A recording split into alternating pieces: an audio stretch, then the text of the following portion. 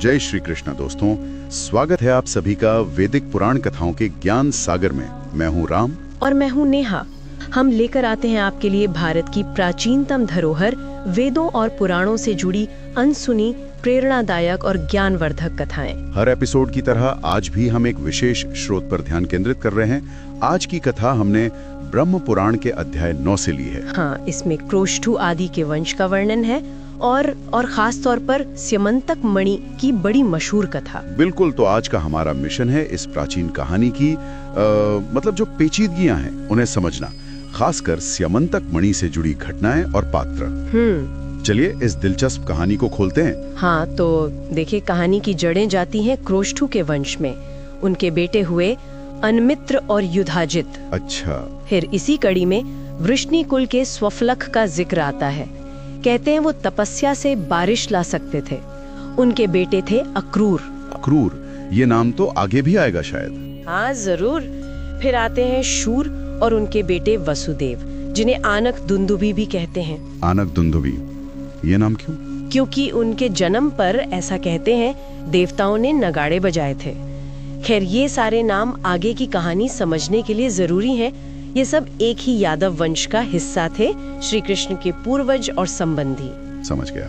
तो ये तो भी पृष्ठभूमि है। अब आते हैं कहानी के केंद्र पर, सत्राजित। हाँ, सत्राजित कहते हैं वो सूर्य देव के बड़े अच्छे मित्र थे। और सूर्य देव ने ही उन्हें वो मणि दी थी, स्यमंतक मणि। बिल्कुल, सूर्य देव ने प्रसन्न होकर उन्हें वो दिव्य मणि भेंट की थी।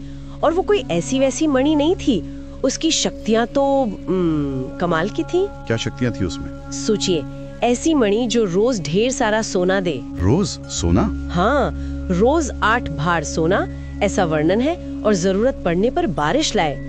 और सबसे बड़ी बात, जहाँ वो मणि हो वहाँ कोई डर, कोई बीमारी, कोई अकाल नहीं रहता था। अरे वाह, ये तो मतलब समृद्धि और सुरक्षा की गारंटी हो गई। बिल्कुल, जाहिर है ऐसी चीज को पाने की इच्छा किसे नहीं होगी। ये सिर्फ एक गहना नहीं था, ये सत्ता और संपन्नता का प्रतीक बन गई थी। तो सत्राजित ने इस बेशकीमती मणि का क्या किया? उन्होंने इसे अपने भाई प्रसेन को पहनने दे दिया। वो उसे बहुत मानते थे। और यहीं से मामला गड़बड़ होना शुरू हुआ है ना? हाँ, यहीं से कहानी में मोड़ आता है। सुनने में आता है कि श्री कृष्ण ने भी एक बार सत्राजित से वो मणि मांगी थी, राज्य के हित के लिए। अच्छा। हाँ, लेकिन सत्राजित ने मना कर दिया। शायद उन्हें लगा कि कृष्ण से छीनना चाहते हैं, या कुछ मोह था उन्हें मणि से। मोह तो ऐसी चीज का हो ही सकता है। तो फिर क्या हुआ? तो एक दिन प्रसेन, वही सत्राजित के भाई, मणि पहनकर शिकार पर निकले जंगल में। मणि पहनकर शिकार पे? हाँ, शायद दिखाना चाहते थे या बस पहन ली। लेकिन जंगल में मणि की चमक उसने एक शेर को आकर्षित किया। ओह, तो शेर ने मणि के लालच में प्रसेन पर हमला किया, उन्हें मार डाला और मणि लेके चला गया। बाप रे। लेकिन कहानी यही नहीं रुकी। उस शेर को रास्ते में मिल गए भालुओं के राजा जाम्बवान। जाम्बवान? ये तो रामायण वाले जाम्बवान। हाँ, वही ऋक्षराज जाम्बवान। उन्होंने शेर को मार डाला और मणि उनसे ले ली। फिर वो मणि लेकर अपनी गुफा में चले गए और अपनी बच्चे को खेलने के लिए दे दी। बच्चे को खेलने के लिए? हाँ, बच्चा उससे खेल रहा था। इधर द्वारका में जब प्रसेन वापस नहीं लौटे तो खोज शुरू हुई। और जब ये बात फैली कि वो शिकार पर गए थे और गायब हैं, तो उंगलियां उठने लगी। किस पर? श्री कृष्ण पर। श्री कृष्ण पर? क्यों? क्योंकि सबको पता था कि कृष्ण ने पहले वो मणि सत्राजित से मांगी थी। तो लोगों ने मतलब शक किया कि मणि के लिए कृष्ण ने ही प्रसेन को मरवा दिया होगा। अरे, भगवान पर ऐसा इल्जाम। हाँ। देखिए, शक और लोक निंदा किसी को नहीं छोड़ती। प्रतिष्ठा कितनी नाजुक चीज है ना? बात तो सही है। तो कृष्ण क्या किया? उन पर तो बहुत बड़ा कलंक लग गया। बिल्कुल। अपना नाम साफ करने के लिए श्री कृष्ण कुछ यादवों को साथ लेकर खुद जंगल गए। उन्होंने खोजबीन शुरू की।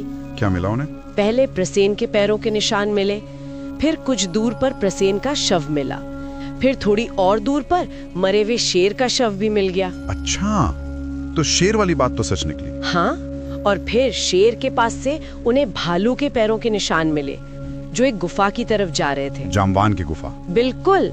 जब वो गुफा के पास पहुँचे तो अंदर से किसी दाई की आवाज आ रही थी। वो बच्चे को लोरी सुना रही थी। लोरी? उसमें क्या था? लोरी में वो गा रही थी, देखो सिंह ने प्रसेन को मारा और उस सिंह को जाम्बवान ने मारा है। बेटा अब रो मत, ये स्यमंतक मणि तुम्हारी है। ओह, तो इससे कृष्ण को पक्का हो गया कि मणि जाम्बवान के पास है। हाँ, एकदम पक्का। फिर श्री कृष्ण गुफा के अंदर गए और फिर जांबवान से मिले क्या? भयंकर युद्ध हुआ दोनों ने। हाँ, मल्ल युद्ध पूरे 21 दिन चला। जांबुवान कोई साधारण भालू नहीं थे, वो महाबली थे, रामायण काल के वीर। 21 दिन, गजब। फिर जीता कौन? अंत में जब जांबुवान थक कर हारने लगे, तब उन्हें एहसास हुआ। उन्होंने श्री कृष्ण को पहचान लिया कि ये तो स्वयं भगवान विष्णु के अवतार राम हैं। अच्छा, उन्हें राम का स्मरण हो आया। हाँ, उन्होंने तुरंत हार मान ली, क्षमा मांगी और अपनी बेटी जांबुवती का विवाह श्री कृष्ण से कर दिया और सम्मान के साथ मणि भी सौंप दी। वाह, तो युद्ध का अंत विवाह और सम्मान से हुआ। हाँ, ये सिर्फ दो ताकतों का टकराव नहीं था, जैसे दो युग मिल रहे हों। फिर कृष्ण मणि लेकर द्वारका लौटे होंगे। हाँ, वो मणि लेकर द्वारका लौटे और सीधे भरी सभा में गए। वहाँ उन्होंने सत्राजित को बुलाया और सबके सामने वो मणि उन्हें वापस सौंप दी। तो कलंक धुल गया। बिल्कुल। सत्राजित बहुत शर्मिंदा हुए, उन्हें अपनी गलती का एहसास हुआ।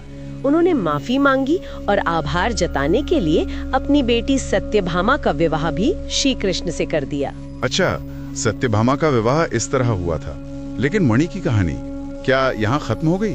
आपने कहा था ये जहाँ जाती है मुसीबत लाती है। नहीं, खत्म नहीं हुई। आपने सही पकड़ा। कुछ समय बाद अक्रूर, याद है, स्वफलक के पुत्र। हाँ, वही अक्रूर। वो और शतधन्वा नाम का एक और यादव, ये दोनों भी कहीं न कहीं मणि चाहते थे। तो अक्रूर ने शतधन्वा को उकसाया। उकसाया किस लिए? सत्राजित को मारने के लिए। शतधन्वा ने रात में सोते हुए सत्राजित की हत्या कर दी और मणि चुरा ली।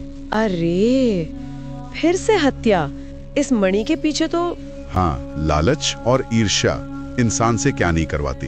सत्यभामा ने ये देखा तो वो बहुत दुखी और क्रोधित हुई। वो सीधे हस्तिनापुर गईं, जहाँ कृष्ण उस समय पांडवों के पास थे, शायद किसी काम से। और उन्होंने कृष्ण को बताया? हाँ, उन्होंने कृष्ण को पिता की हत्या और मणि चोरी की पूरी खबर दी। तो कृष्ण और बलराम तुरंत लौटे होंगे। बिल्कुल। खबर मिलते ही श्री कृष्ण और बलराम द्वारका लौटे और शतधन्वा का पीछा किया। वो भाग रहा था। पकड़ा गया? हाँ, मिथिला के पास श्री कृष्ण ने अकेले ही उसे पकड़ लिया और अपने चक्र से उसका वध कर दिया। और मणि मिली? नहीं, कृष्ण ने उसकी बहुत तलाशी ली, पर मणि उसके पास नहीं मिली। तो कहाँ गई मणि? शतधन्वा ने शायद भागने से पहले ही मणि अक्रूर को दे दी थी, सुरक्षित रखने के लिए। जब कृष्ण खाली हाथ लौटे तो बलराम को एक क्षण के लिए शक हुआ कि कहीं कृष्ण मणि छुपा तो नहीं रहे। बलराम को भी शक हुआ? हाँ, पर कृष्ण ने समझाया कि मणि नहीं मिली तो बलराम मान गए। पर वो थोड़े नाराज होकर विदर्भ चले गए। बाद में गलतफहमी दूर हुई। तो मणि अक्रूर के पास थी, इसका पता कैसे चला? कहते हैं अक्रूर ने मणि से बहुत यज्ञ वगैरह किए। धीरे धीरे बात फैल गई। कुछ लोगों ने कृष्ण को बताया तो अक्रूर को द्वारका की सभा में बुलाया गया। और उन्होंने मान लिया, मणि दे दी? हाँ, जब उनसे पूछा गया तो उन्होंने मणि सभा में प्रस्तुत कर दी। वो सूर्य की तरह चमक रही थी। फिर कृष्ण ने मणि रख ली। यहीं पर कृष्ण की महानता दिखती है। उन्होंने मणि देखी और फिर अक्रूर से कहा कि ये मणि इतनी शक्तिशाली है कि इसे संभालना हर किसी के बस की बात नहीं। सत्यवादी और व्रती पुरुष ही इसे धारण कर सकता है। उन्होंने कहा कि ये मणि आप ही के पास सुरक्षित रहेगी। मतलब कृष्ण ने मणि वापस अक्रूर को दे दी? हाँ, उन्होंने वो मणि वापस अक्रूर को ही सौंप दी। ये उनकी उदारता थी और शायद वो दिखाना चाहते थे कि उन्हें मणि का मोह नहीं है, उन्हें सिर्फ सत्य और न्याय स्थापित करना था। कमाल है। तो ये थी स्यमंतक मणि की पूरी कहानी। कैसे एक दिव्य चीज दोस्ती, लालच, शक, लड़ाई और आखिर में सच्चाई की जीत का कारण बनी। हाँ, ये कहानी दिखाती है कि भौतिक चीजें, चाहे वो कितनी भी कीमती या दिव्य क्यों न हो, इंसानी रिश्तों और समाज में कितनी उथल-पुथल मचा सकती हैं। बिल्कुल। और अगर गहराई में देखें तो ये कथा धन, दौलत और ताकत के लिए इंसान की जो कभी खत्म होने वाली इच्छा है उसे दर्शाती है। साथ ही अपनी इज्जत, अपना मान सम्मान कितना मायने रखता है। हाँ, कृष्ण को भी अपना नाम साफ करना पड़ा। सही बात। और ये भी कि धर्म और कर्तव्य के रास्ते पर चलना कितना मुश्किल हो सकता है। यहाँ तक कि भगवान स्वरूप किरदारों को भी सत्य को स्थापित करने के लिए कितना संघर्ष करना पड़ता है। ये बात तो है। तो जाते जाते एक सवाल श्रोताओं के लिए छोड़ जाते हैं। हाँ, जरूर। जब हम ऐसी पौराणिक कहानियां पढ़ते हैं या सुनते हैं जहां श्री कृष्ण जैसे दैवीय किरदारों पर भी इंसानी कमजोरियों जैसे आरोप लगते हैं, चोरी का, हत्या का, और उन्हें अपनी सच्चाई साबित करनी पड़ती है, तो ये चीजें हमारी वीरता, न्याय और सच की समझ को कैसे आकार देती हैं, कैसे प्रभावित करती हैं? हाँ, ये सोचने वाली बात है, इस पर जरूर विचार कीजिएगा। आशा है आपको आज की एक कथा और चर्चा पसंद आई होगी। अगली बार फिर मिलेंगे एक और रोचक और ज्ञानवर्धक कथा के साथ। तब तक सुनते रहिए वैदिक पुराण। धन्यवाद। धन्यवाद।